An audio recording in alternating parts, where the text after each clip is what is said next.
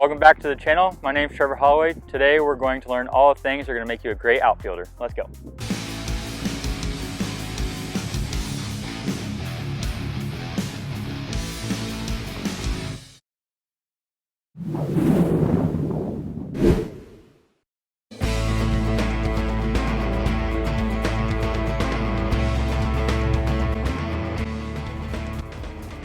One of the first things you want to do when you run out to the outfield is you want to test the wind. The wind will tell you if the ball is going to carry that day, die, hook left, hook right. It'll give you a much better feel on where to run towards the ball and how to make more plays in the field. The first thing you want to do is you want to go grab some grass and let the wind blow it. So today it's blowing in, so I know the ball is going to die. Once you know what the wind is doing and you're getting ready for your pre-pitch routine, it's a prep step. So we want our feet moving as the ball crosses the plate in order to get a better jump. If you're sitting flat-footed on your heels, it's not good, you're a lot slower. So we want you on the balls of your feet, ready to move in whatever direction we need to go make a play. So there's a couple ways to go about doing this. The idea is just want to be on the balls of your feet. So infielders often actually have a prep step hop, where they step into a hop, and the idea is to land on the ground as the ball is crossing home plate. So outfielders have a little bit more luxury of having a longer time to read the ball and go after it.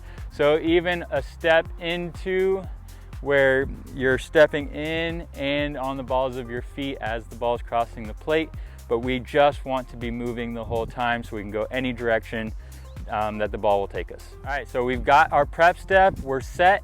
Now we want to make sure our feet are set at an angle so we can go get the ball more efficiently. So if you're playing right field, the biggest ball that'll give you the most damage is the ball in the gap where, guys, it's a guaranteed double, if not a triple. So we want to minimize that ability and we want to really go chase that ball. The ball down the line is going to hurt you a lot less. So if you're playing right field, we're going to stagger open with our right foot a little bit more. So we cheat a little bit more to the gap. So when we get into our prep step, we're landing a little, just slightly open to help with that drop step to go get the ball in the gap. On the other side, if we're playing left field, the ball in the gap is to our glove side. So we're going to cheat with the left foot open and we're going to prep step with the left foot back. So it's already that drop step to go get that double in the gap and cut down and record an out instead of a double and more runs. Let's go talk about how to go get the baseball now. So we are ready, we're landing on the balls of our feet, we're open. So if the ball is hit behind us, we are drop stepping. That's the most efficient way. So our feet are set and it's a drop step towards the direction that you're going to go get the ball. So it's this way if I'm going to my left, it's this way if I'm going to my right, and it's a drop and go. So what we also want to do, once we drop and create that angle that we're going to go get the ball at, you're going to run to the spot that ball is going to land. So you want to run with your hands down and run. Go get the baseball. That's the most important thing as an outfielder. If you're running with your arms up, it's significantly slower and it doesn't look as nice either. You won't make as many plays. Example of what not to do.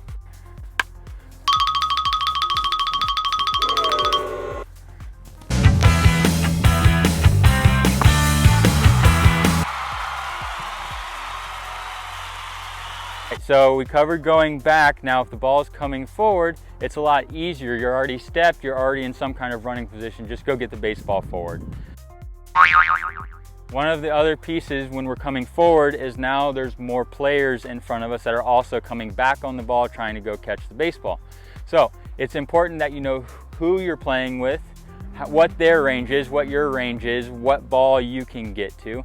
It all gets factored into your decision to call people off, or if you're peeling off and let them catch the ball if they're camped or however it is. So knowing their range, knowing your range, what you can cover is extremely valuable for you to know, and it helps everybody around know which ground is covered and how to get to it. Part of your pre-pitch routine is knowing exactly where you're going with the baseball in the given situation. Where I go with the baseball is different if there's no one on versus a guy on first base or a guy on third base, guy on second base. Wherever those runners are, it's important that you know where you're going with the ball, who you're throwing it to, where you're trying to make that play. It also dictates where the ball gets hit to you. If there's a guy on third base and there's a ball hit on the ground that you're charging, you have a chance to throw him out. Or if there's a ball you're coming in and make the play, he has to tag up, you have an even better chance at throwing him out. So the play is at home plate. Versus a ball that gets hit in the gap, nobody on, you're throwing it to second base. You're throwing it into your infielders, your middle infielders. You're throwing it into second base, trying to keep him off of second base. So know where you're going with the baseball, know the situation, and have that pre-planned. If this, then I do this. If this, then I do this. Know where you're going with the baseball. It'll make you a much better baseball player, make you smarter, and much faster. The other part of the outfielder's job, once you run and get to the ball, now you just gotta catch it. So the traditional way of going to catch the baseball is glove up on our throwing arm side with our second hand up to guide the ball in, and you're gonna look the ball straight in. From there, you bring it down and go into a traditional crow hop. There are other ways to do this. We're going to cheat a little bit in squaring our shoulders, and we're gonna take that split second off to allow us to really give ourselves a better shot at throwing the runner out at home. So if you are camping, okay, you want to do this when you're camping. If you're running, you're just running, you just need to make the play on the run. If you're camped under the ball, we're going to start square. We're going to be ready to catch the ball, and right as the ball is coming into our glove, we're going to square and catch the ball right above our head. And then you're already squared into your crow hop, and you're ready to throw right out of the gate instead of catching the ball and then squaring, crow hopping, and moving. It takes a little bit of time off, help you throw more runners out at the plate. One of your biggest jobs as an outfielder is to obviously go make the play and record outs, catch the baseball.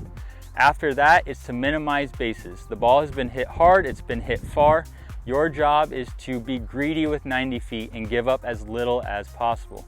So keep that in mind when you're making your plan and your preparation before pitch, where you're going with the ball, what you're going to do in what scenario when the ball is hit. Be greedy with 90 feet. Don't let them go to second if you don't have to give up second base. Be ready to get the ball into the infield in a timely manner and make the play. When the ball gets hit in the air, trust your instincts. Have the work behind you so that the instincts can take over in the game. Make sure you're doing your practice repetitions in the air, different reps with the wind, different fields, lighting conditions, so that when the game comes time, you can trust your instincts to go get the baseball in the air. If it's backspun, topspun, go get the baseball.